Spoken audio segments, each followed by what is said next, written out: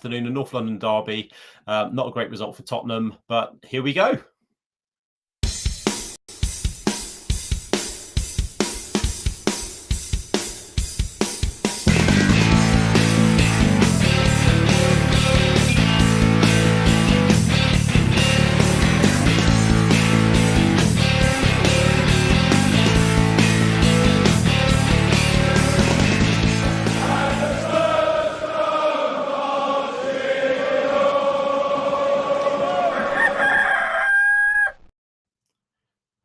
Yes, welcome along to another live show for the When the Cockerel Crows. I am Paul. We are talking about Tottenham's very, very poor performance this afternoon against Arsenal in the North London derby, losing by 4-1. We're going out live currently on YouTube.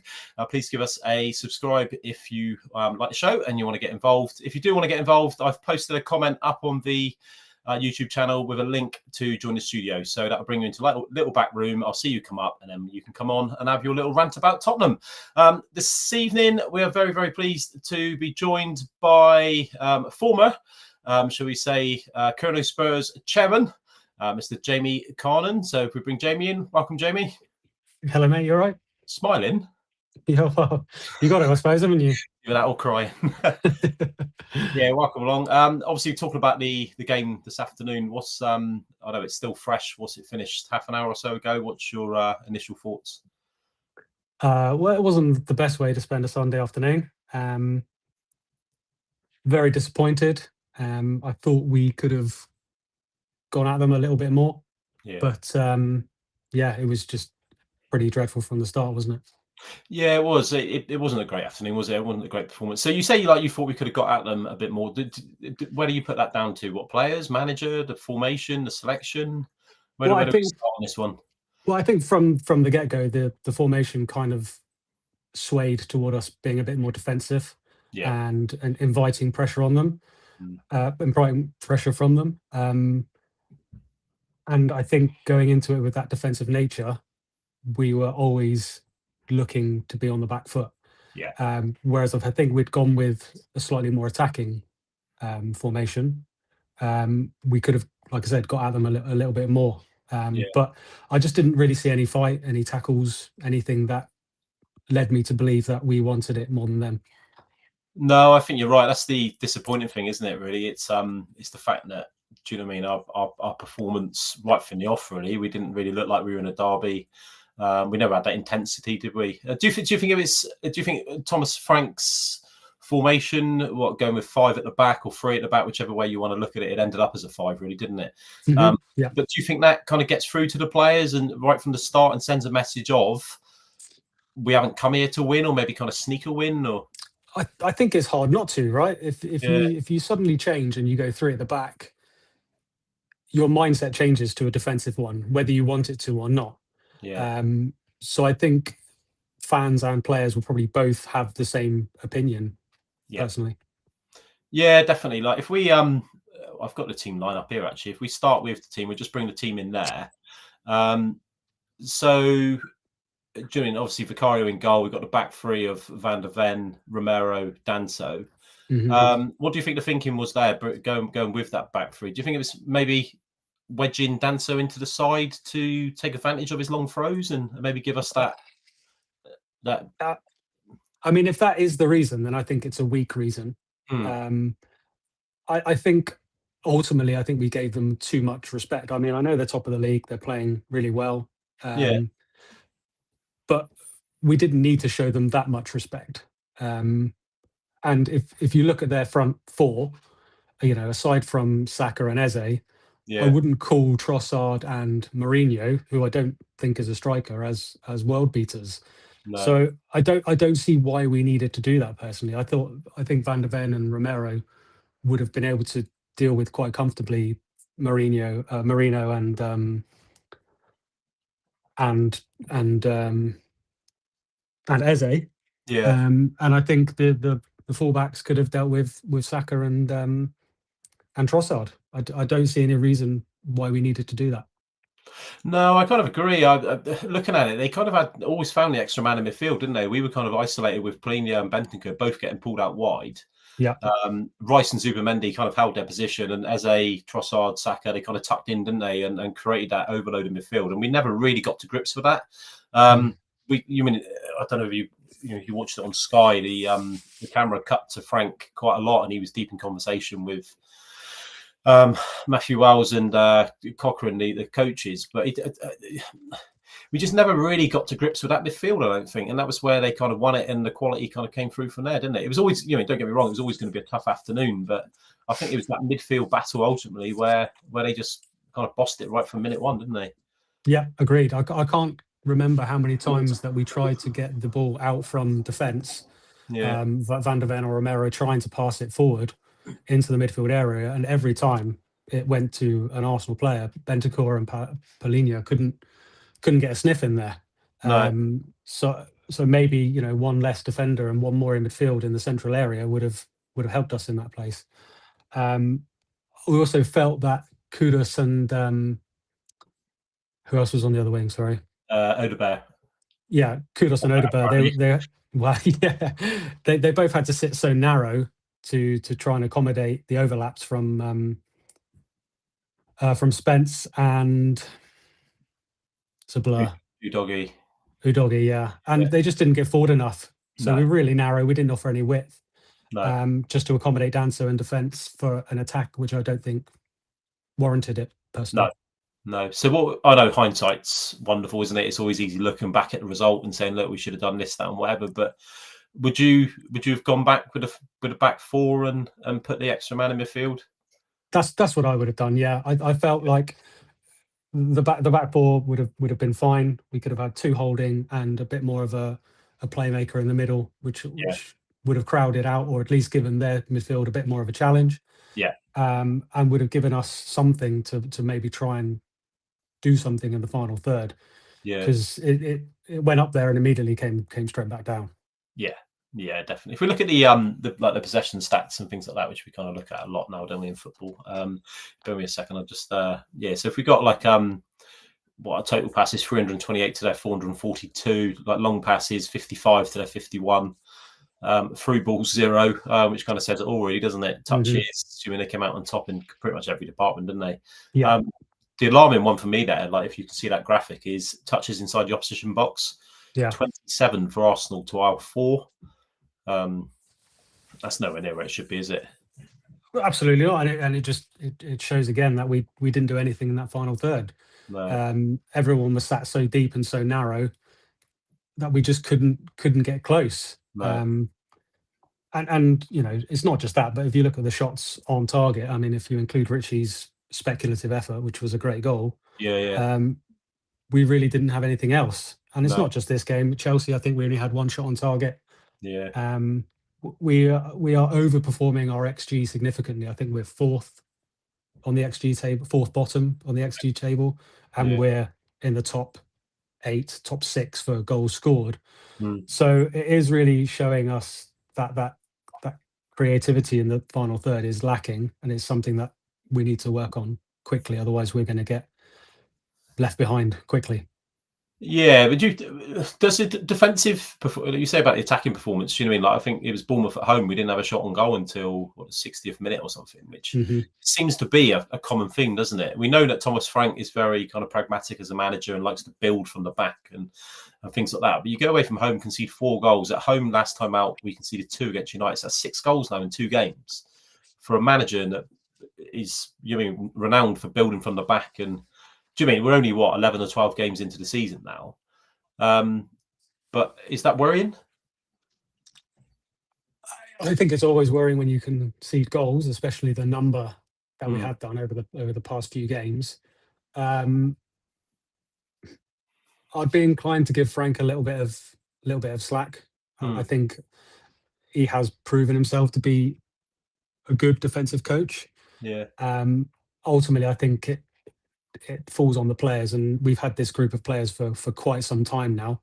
Yeah. And they haven't always proved to be reliable or able to adapt to a manager's instructions. So I think we need to give it significantly more time before we make any judgments on Frank specifically.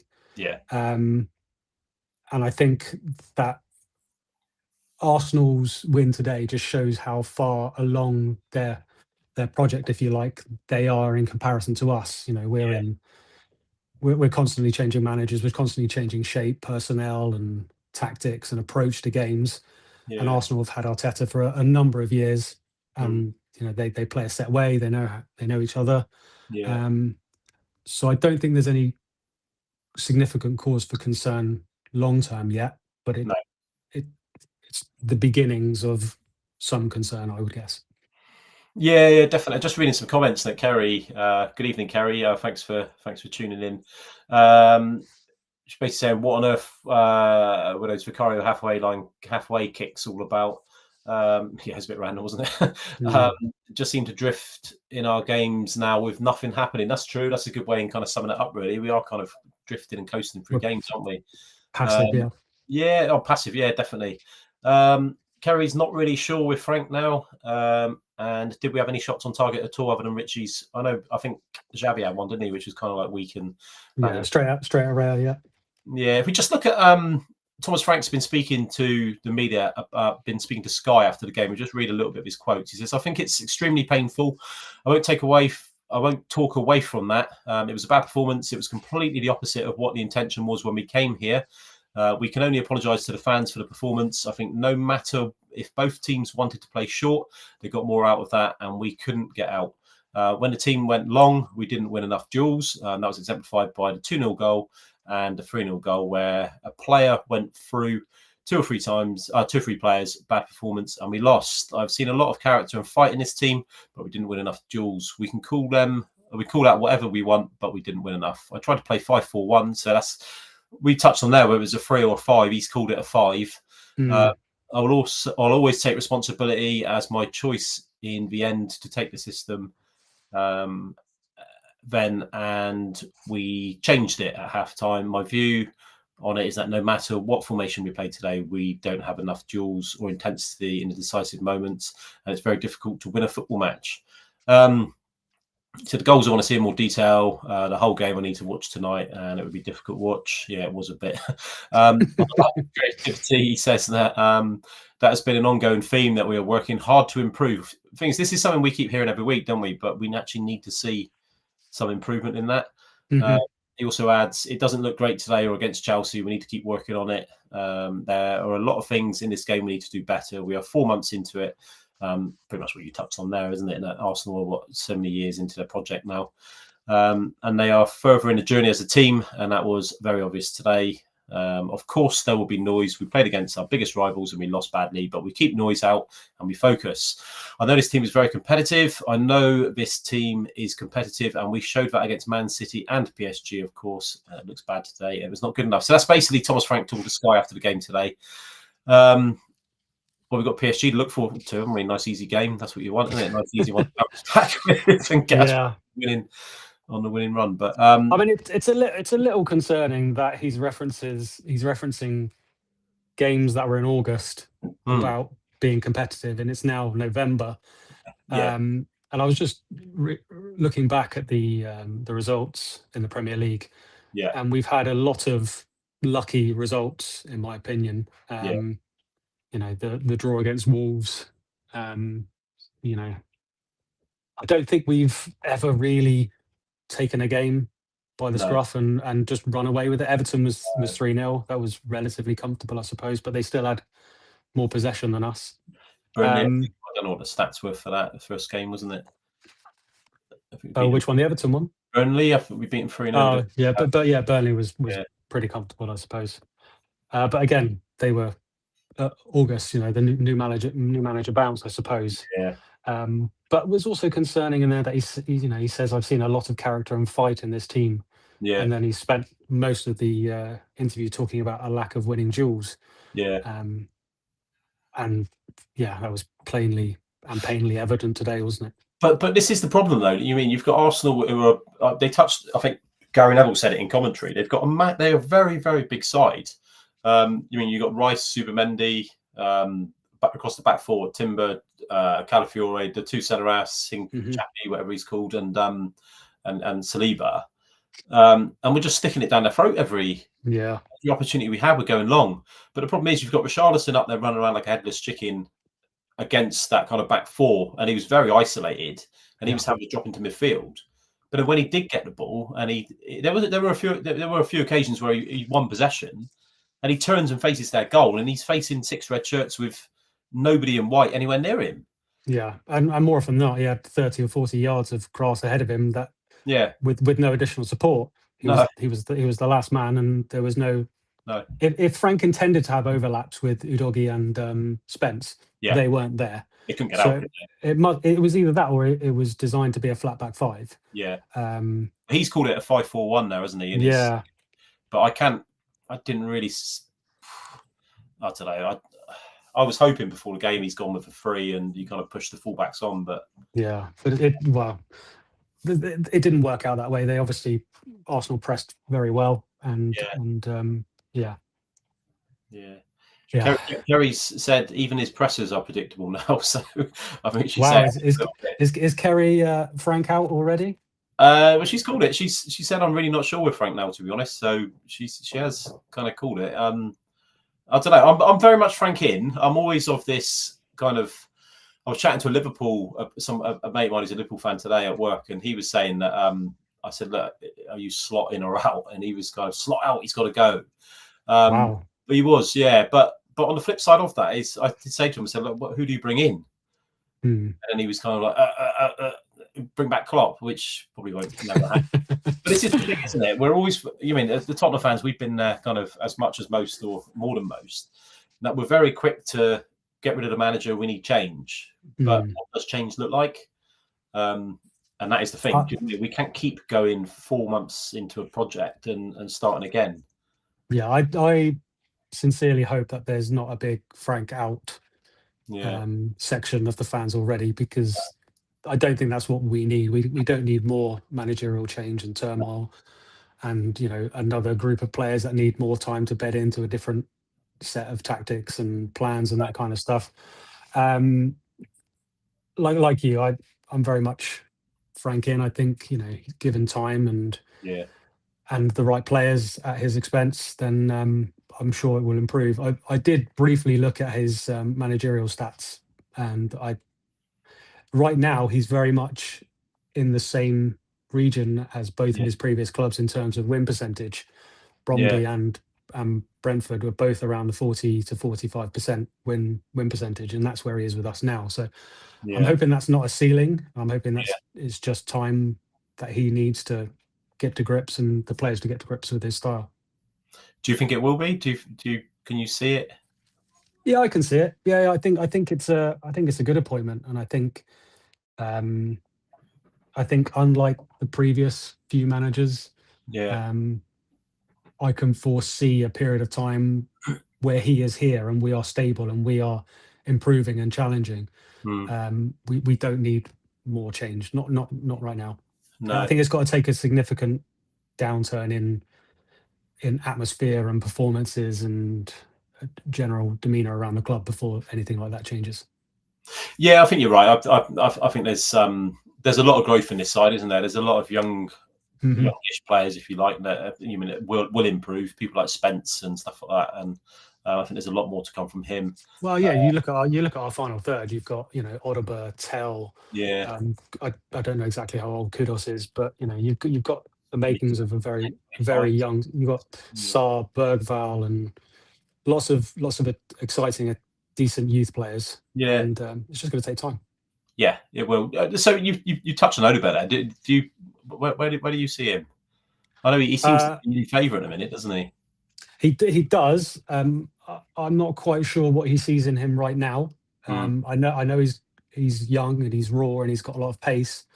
But I think his final third delivery or shot or whatever it is, it's not there. No. It's a little Aaron Lennon-like at the minute for me. That's a good comparison, actually. Although Lennon did have a better final product towards the end. So yeah, I think Frank's maybe just hoping he plays himself into some form or to some.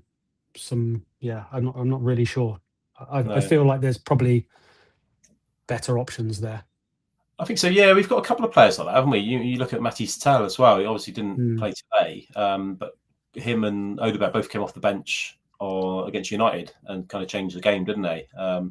So I was kind of expecting him to bring on Tel a little bit early. Maybe that goal right at the beginning of the second half has kind of killed the way that he thought the game was going to go. But yeah, with Odegaard, I'm expecting. Like Vincent Kompany raved about him, didn't he, when he kind of joined Tottenham? Mm-hmm. Postecoglou was a big fan. He said he's got a very high ceiling and he's going to be like one of the best Premier League players, which I always worry when they start, because Cameron Carter-Vickers, according to Pochettino, was going to be the best centre-half in the Premier League, wasn't he? I always worry when managers put pressure like this on youngsters. But yeah, I don't know. It's just it's hard, isn't it? So close after a game like that when nobody's really done themselves any justice. No. Romero, where are you sitting with him? I've made a note of just a couple of players that I thought were worth mentioning this evening. I think Romero is certainly one of them. In what respect, negative or positive? It's hard to criticise a player based on that performance today and say, look, they had a bad game and single someone out. But I think with Romero, it's the whole package. We don't get enough 8 out of 10s out of him. Or so you mean he's a 9 or a 10 where he's outstanding, or he's a 4. We don't get enough steady Eddie performances, and I think that's where he needs to be. He's one thing or the other. It's like whenever there's a scuffle, he's always around it. It's almost, I don't know if it's that South American kind of, they love a scrap, don't they? They do, yeah. Like being an Argentinian, whenever there's a Brazilian involved, he's always around it. So I don't know. I just, as captain, I think it was a big call. It was probably the obvious one to keep him, because I think we're certainly better with him. But me personally, I want more from him. Yeah, I mean, I think, like you say, it's hard to make a judgment straight after a game like today. Yeah. Because I don't think anybody came out of that game with anything over a 5 out of 10, if we're being honest. Yeah. But I do get your point, and I do agree. But I don't think he's a player you can leave out. No. So you kind of just have to accept that he's not always going to have a great game. No.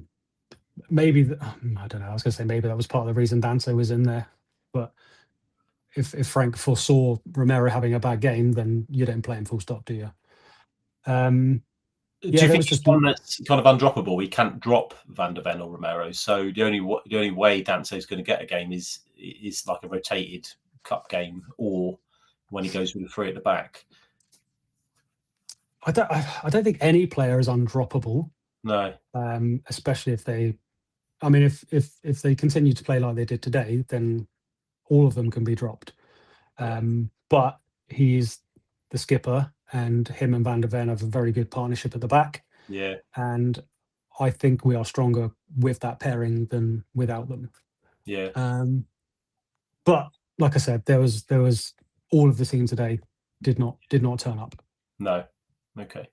All right. I think we've got the league table. Just have a quick look at that. So we are now down in 9th place. And they're kind of looking over their shoulder. We're looking over our shoulders a little bit now, aren't we? Teams like Sunderland, Brighton, Crystal Palace. Probably teams that, and Aston Villa had an absolute shocking start to the season, but look at them now in 4th. Yeah, they've really turned it around, haven't they? Yeah, it's and our goal. It's very, very congested in the middle of the table. A bad result can drop you down quite significantly, and a good result can keep you up. I mean, Sunderland were in the top 4, and one bad result, and they're down in 7th. Yeah. There's still a long way to go. Yeah, but there is a real need for improvement. Yeah, but that's the beauty of it, really, isn't it? You get a couple of wins, and hopefully that will start next week, next Saturday against Fulham, the evening game. Yeah, but we're so inconsistent that's even Fulham's a very, very difficult game. Yeah, they've got some good players and a good manager. Yeah. Okay. All right. What we'll do is we'll leave it there, Jamie. All right. Thank you very much for coming on. I'll see if I can do a preview show, or certainly a game around the PSG game this week. And hopefully we'll look forward to Fulham next Saturday. Nice, easy one. Nice, easy home game. We win our home games, don't we? Every single one. Yeah. All right, top man. Good to see you, mate. All right, bud. Cheers. Take it easy. Have a good one. Cheers, mate. There you go. That was Jamie. Thank you very much to Jamie for coming on. And yeah, it's a difficult one, isn't it? It's always very, very difficult coming on and talking at the end of a game such as that. So I'm going to leave it there in a couple of minutes. If somebody wants to jump in and just have a quick chat about Tottenham, then please do so. You've got literally probably 60 seconds before I knock this one on the head. If you're watching on YouTube, thank you very much. You can subscribe to our YouTube channel, and also you can find us on Facebook. Just have a little search for When the Cockerel Crows. This is all about Tottenham. It's a YouTube channel that we've started up, but it's in very difficult circumstances, having lost 4-1 to that lot up the road, unfortunately. Not a great performance, not a great afternoon to be a Tottenham fan. But like we said to Jamie just then, we've got a nice, easy game against Paris Saint-Germain coming up. So nice, easy one to get our season back up and running. But yeah, thank you very much for your support today. Thank you very much. I'm going to stick this show on the YouTube channel, so you'll be able to watch it back at your leisure. But yeah, feel free to subscribe and things like that, and get involved in future shows. There's a link on the on the YouTube channel where you can just click on it and come into the studio and talk all things Tottenham. So yeah, thank you very much. Enjoy the rest of your Sunday evening. Stick a bit of I'm a Celebrity on or something. Just get you watch a bit of Kelly Brook or something like that. Take your mind off of Tottenham, because today they've certainly let us down, losing away to Arsenal. We go again. Keep your spirits up. Come on, you Spurs, and I will see you again soon.